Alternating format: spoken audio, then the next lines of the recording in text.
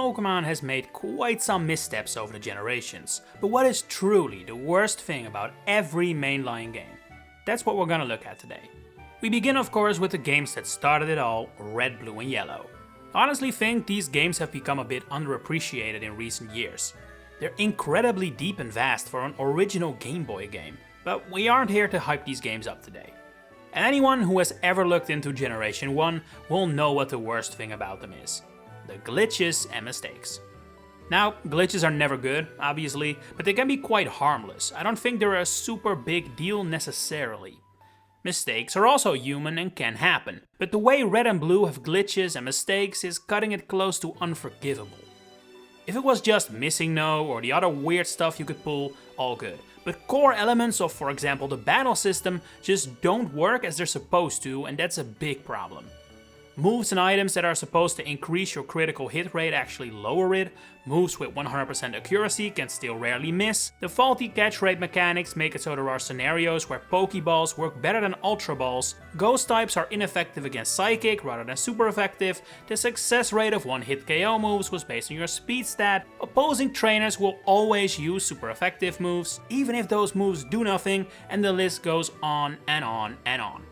The limited move pools are also far from ideal, but I can at least kinda understand that with this being the first entry and maybe not even realizing how much competitive potential this game had, that balancing wasn't their top priority, but making sure that the game actually works as it's stated to work in-game or in guides is something that should definitely be expected. But it wasn't the case, and I'd say that is the worst thing about Red, Blue and Yellow. Even if nowadays you can quite easily find all of these things, and so keep them in mind. That still shouldn't be necessary.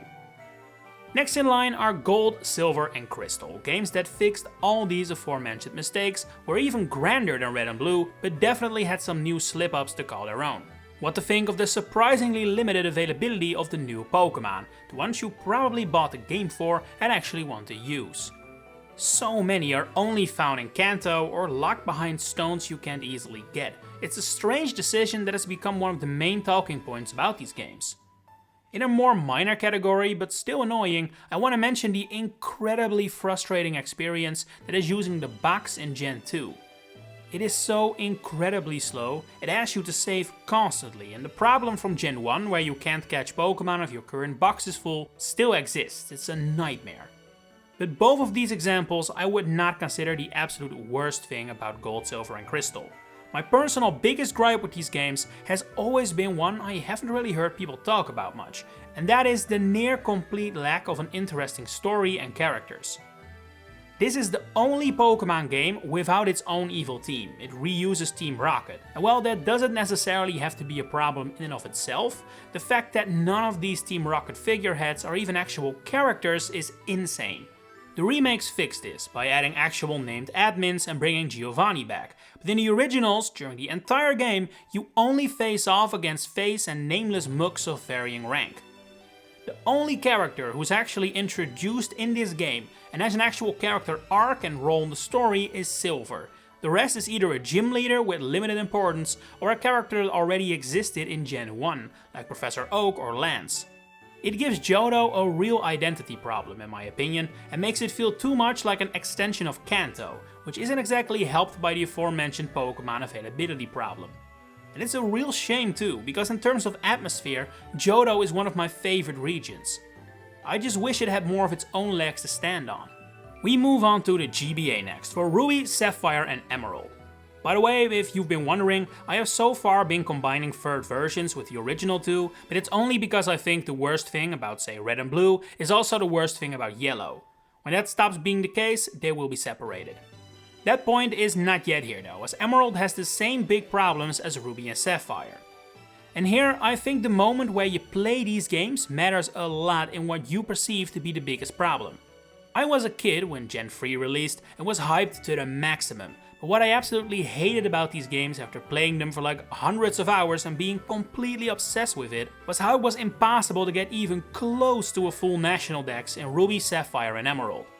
There were so many cool Pokémon not available that really sucked as someone that has always been drawn more to the collecting aspect of Pokémon rather than the battling. Nowadays, this is not a problem anymore. I don't think anyone is still looking to bring over their Gen 1 and 2 Pokemon, but at the time, I wasn't happy with that at all. What nowadays is probably Gen 3's biggest problem is the lack of the physical special split. Even though this game still looks pretty good and actually plays pretty much like a modern Pokemon game should, just a little older, the lack of a physical special split makes it feel a lot more dated than necessary. That's a huge shame. Like, Gen 1 and 2 are old and feel old. Gen 3 is old, but doesn't necessarily feel that old to play, I think. Until you realize how many Pokemon have stats and moves that just don't work at all now. But at the time of its release, when the physical special split didn't even exist obviously, this was not a thought anyone was having. And so, in order to balance things out, I want to go with a third problem that has been an issue from day 1, the day however many days old Gen 3 is now. And that is the one IGN got clowned for to no end, but it's actually true. Say it with me now, too much water. Is it a game-breaking amount? No. Ruby and Sapphire are not the Wind Waker, Hoenn isn't flooded, it's not that bad. But it is completely out of proportion compared to the rest of the region and other regions. And arguably the worst thing about it is that you can really do a lot of cool things with seas and oceans, but Gen 3 doesn't do anything cool with it at all. It feels like it just took normal routes and replaced them with water, meaning you constantly encounter Wild Tentacle and Wingull and swimmers to battle against, rather than something with a bit more diversity. I feel like I'm not the only one who has come around on that original IGN comment in recent years, but it's honestly kinda crazy to think they were clowned for it originally, because it's actually just full on true. We have our first remakes to look at next, FireRed and LeafGreen, and I have to say, this was a very difficult one. I don't think FireRed and LeafGreen are perfect, necessarily, but I also don't think they have huge glaring issues like most games tend to have, especially since I don't want to pick the physical special split again. Gen 1 didn't have it, so FireRed and LeafGreen not having it feels less like a problem. So here we have to look at some second-rate issues. They're not ideal, but they're not a huge problem all things considered. My honorable mention is the complete lack of non-Gen 1 Pokemon before the National Dex. I get why it was done, and this is really not a mistake, more so a lack of something that would have been cool. But considering Gold and Silver showed us Kanto actually has a ton of Johto Pokemon in it, and several Kanto Pokemon now evolve beyond what the original 151 offered, it would have given the game a nice extra bit of spice to replay. However, I don't think it is the worst, because while it would have been very cool, it's also something I don't think is necessarily a huge mistake or anything. A design decision that I think is a much more egregious mistake personally is the conservative decision to keep the daycare on Route 5 the same as it was and then add another modern one on 4 Island. Genuine question, has anyone ever used the daycare in Kanto that's only for leveling Pokemon? Not to hate or anything, I'm genuinely curious, because to me the purpose of the daycare has always been breeding, to the point I regularly forget it levels my Pokemon up as well. So the decision to retain this, in my eyes, rather useless daycare on Route 5, only to then realize the game does need breeding, so putting it in the Sevii Islands near the end of the game is baffling to me. It's not game breaking, obviously, but I don't really understand it, and unlike with the later generation Pokemon, I think this decision is actually a mistake rather than a missed opportunity. We continue with the Nintendo DS, where for the first time we're gonna separate the first 2 games in the third version, because Diamond and Pearl and Platinum do not have the same worst thing. For Diamond and Pearl, I think we all know what I'm gonna say, so I can make this fast, which is ironic since, you know, these games are incredibly slow. Walking, battling, talking, everything is done at such a slow pace. It really makes the game very much not fun to play, especially today, when you have Platinum to compare it to, which completely fixes this issue. And that's honestly kinda impressive. This is the first time where the biggest problem was fixed mid-generation, but at the same time, it makes you wonder how it ever happened in the first place. But yeah, with that fixed, Platinum needs a new problem, and that means Diamond and Pearl's second biggest problem moves up to the top spot, and that is the over-reliance on HMs. It's a bit of a meme, right, that every Sinnoh team looks the same, and part of that is because Luxray, Staraptor, Lucario and Garchomp are awesome, but also because you need so many HMs that it really hurts the potential for team building. I mean, in order to get through Victory Road alone, you need 5 different HMs, and for Mount Coronet you even need 6. That's 1 move per team member. It's completely out of proportion, and it says enough that they started to scale back HMs following the Sinnoh games, because it really got out of hand here. Next up, the next set of remakes, HeartGold and SoulSilver. Now, if you've paid attention during my initial talk about Gold and Silver, you may have realized I skipped the problem many people have with the Johto games, and that was intentional, because I saved it for a rainy day. And wouldn't you know it, I hear drops on my rooftop. The level curve of the Johto games is completely out of whack, and for the original games I can forgive that. Good luck balancing two regions when the second one was a late addition, but for HeartGold and SoulSilver, it really should have been fixed. I don't want to waste too many words on it, because just like Hoenn's water problems, this has become infamous among the community, but just to sum it up, the Pokemon you can find in the wild and are used by trainers are ridiculously underleveled, so there's basically no place to get experience in the late game, and yet the game does expect you to be leveling your Pokemon while traversing through Kanto. It's also already a problem in Johto itself, with basically every trainer between Morty and Claire having Pokemon between levels 20 and 30, which means that it's hard to adequately prepare for what's to come after that, which is Claire herself and the Elite Four. Now, if they were really so inclined to not touch the perfection that were the original Johto games and switch up the levels, all they had to do was include the Versus Seeker from FireRed and LeafGreen. That would have at least made grinding a few levels a lot more bearable. But alas, that didn't happen, and so HeartGold and SoulSilver may still be one of the best Pokemon games out there, but they still have a very big flaw. We stay on the DS of course for Black and White, and I think the main problem of these games was something people picked up on the moment the game launched, and it has remained a bit of a problem all the way until today. And that is the complete lack of old Pokemon available in your main journey. At the time, I found this very odd, but not necessarily a huge problem. I think it becomes a lot worse when you replay the game and kinda want more diversity. And even then, I'm still a little conflicted on this, because I actually would low-key kinda love it if they did something like this again, provided the new Pokemon roster is large of course. That may sound a little conflicting, and it is. But the thing is, I actually really like the idea of it, especially in the post-Dexit world. I just think they didn't do enough to justify it in Unova. They didn't take advantage of it, they just created a whole bunch of Pokemon who are way too similar to past Pokemon. Like, I would absolutely be down for a Pokemon game without any old Pokemon in it, but then I do want the setting and the story and the themes to take advantage of that, and that didn't really happen here. If you're just gonna create knockoffs of existing Pokemon, it all kinda beats the point. But once again, this problem was fixed mid-generation with Black and White 2, so now we have to look for something else to complain about. And that's not easy, because this game is really good.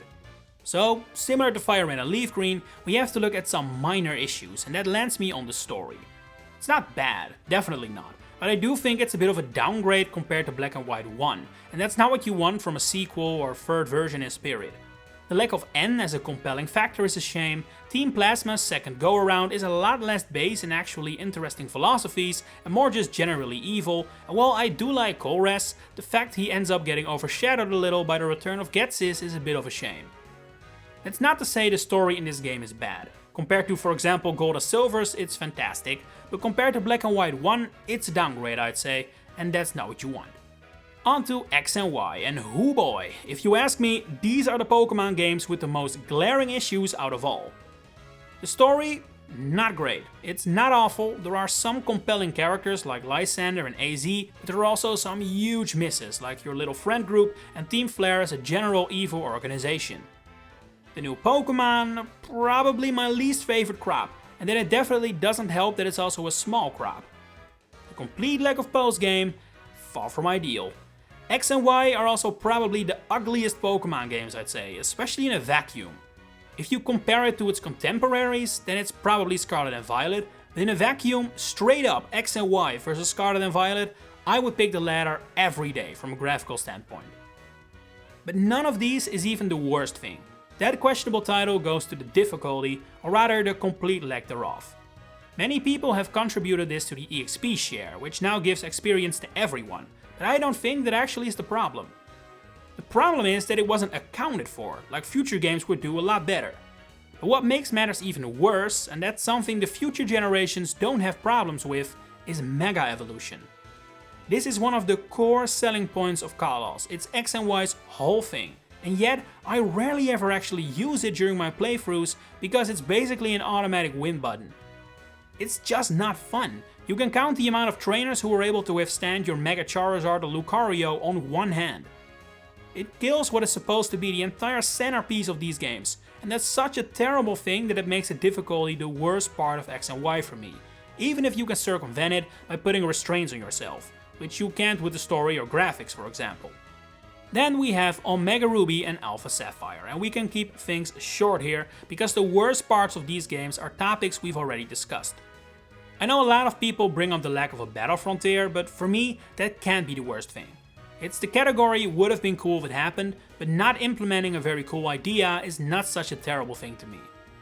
Instead, I think the worst thing about ORAS is either still the water problem from the originals, which wasn't fixed for obvious reasons, or the same problem as X and Y, Mega Evolutions being completely overpowered for a main playthrough, destroying the really nice difficulty curve the original games had. Now, you do get your Mega Bracelet later in the game than you did your Mega Ring in X and Y, but whereas those games gave you a free Lucario, ORAS gives you either Latias or Latios. That's quite the power increase. So yeah, for me I'd say the Mega Evolution thing is worse, simply because I don't think it's fair to expect them to redesign the entire east of Hoenn to decrease the amount of water. The Mega Evolution problem could have been avoided, I mean they clearly tried to avoid it, but didn't really go far enough. But oh well, at least the problem is not as big as what it is in X and Y. On to Sun and Moon, which retained many of the problems X and Y had, but made them less glaring, I'd say. The games are still easy, but not as ridiculously easy as X and Y, mostly because Z moves are not as overpowered as Megas. The post game is still weak, but not as weak. Graphically, there is actually quite a significant step up, I'd say. This game looks a lot better than X and Y. What is significantly worse though is the amount of hand-holding. Now, I actually am not a person who has like a ton of problems with constantly being interrupted by dialogue. I like dialogue. I play RPGs because I want to know the story and the characters, but Sun and Moon really go a step too far and is especially bad during the start of the game. The training wheels just refuse to go off for what feels like hours and hours and hours, and it ended up frustrating even me, someone who usually doesn't mind this kind of stuff. And this problem is only amplified on repeat playthroughs, when you know the region and the story already, yet you still have to listen to Hal repeat himself what the awful Rotom Dex has to say. I think the situation with this is similar to Gen 4 and HMs. Mechanics like this have always been present, but in this one generation it really went way too far. Fortunately, it was corrected in the future, because I don't feel as annoyed at Sword and Shield or Scarlet and Violet. While Ultra Sun and Moon also have this hand-holding problem, I actually don't think it's the worst thing about those two games, with something that was previously not really an issue now shooting up the list and becoming the worst thing about the game. The story. We already saw this with Black and White 2, but there's just something so grating about a story getting worse with a newer version of the game, and the problem is even more evident here than it was in Unova. They appear to start the same, meaning they don't get the bonus points Black and White 2 did of being this cool sequel setting. But when you reach the climax, Lusamine gets completely butchered, and that's especially a problem when that's kind of the entire thing the original game leaned on, her personal relationship and story with Lily and Gladion. Ultra Sun and Moon combat this by leaning more on the Ultra Beast and the Crossma, but that isn't remotely as unique, nor does it stick the landing as well. At this point in time, third versions, which these games basically are, were something that really should have been retired in favor of sequels or DLC, because now it ended with a version that can definitely not be considered as definitive as past third versions. Time to head to the last console of this video, the Nintendo Switch, which opened with Let's Go Pikachu and Eevee. I'll keep it short, the worst thing about this game are the controls. One Joy-Con only, no Pro Controller support or even two Joy-Con support, and you throw Pokeballs using motion controls, which is not the Switch's strong suit. I can understand why they made this game, and unlike a certain other Switch remake, it definitely has some quality to it, but I find myself hating the controls every single time I try to pick this game up again. And that brings us to Sword and Shield, quite a topic for a video like this. For many people, Dexit would probably be high on their list of worst things, but I actually didn't mind this too much. I think it was inevitable. If it hadn't happened here, it would have happened with the next game or the game after that, etc. There were simply too many Pokemon at this point in order to make all of them work and be balanced in one game, which also added its own new region, story and Pokemon roster on top of that. The fears at the time that Game Freak would skip certain species have also proven untrue, with all Pokemon soon to be available on Switch when Legends ZA releases, so all in all, I honestly didn't mind this too much. In an ideal world it wouldn't happen, but keeping real world limitations in mind, it was inevitable. I also don't think the graphics are the worst thing about Sword and Shield, because I don't think this game is so bad to look at. There are some not ideal looks, like the infamous tree in the wild area, but most of the linear routes and cities actually look really great in my opinion. Content-wise, the base game was definitely a tad lacking, but the DLC has completely fixed that, to the point I consider Sword and Shield with DLC to be one of the best Pokemon games in existence. Not without the DLC, let me clarify that, but with it for sure. So then, what is the worst thing? I would say it is the story. And that's an even bigger shame than it was in, say, Gold and Silver, because Galar actually has a ton of interesting characters. I like Leon, I like Hop, Sonya, Bede, Marnie, Pierce. They're a fun gang, yet the story is very lackluster and revolves around one of the worst written characters in Pokemon ever, Chairman Rose. His plan is mind-numbingly stupid, and while that is not a problem in and of itself, the game treats it as if it's legit, and that's the real problem. Team Rocket in the anime have had countless stupid plans, but they were never treated as if they were brilliant. Sword and Shield treat Rose's plan like it's equal to say Lysander's or Getsis's, and that kills the entire weight of the story. Not to mention there's barely anything worthwhile that happens while traversing Galar. By the time Brilliant Diamond and Shining Pearl were released, I was really over remakes and I still am now. I don't want a remake of Black and White, I want a new experience in Unova. So while the Legends games massively appeal to me, BDSP very much did not. But I still love the Sinnoh games, so if it had looked good, I might have been a little hyped for it.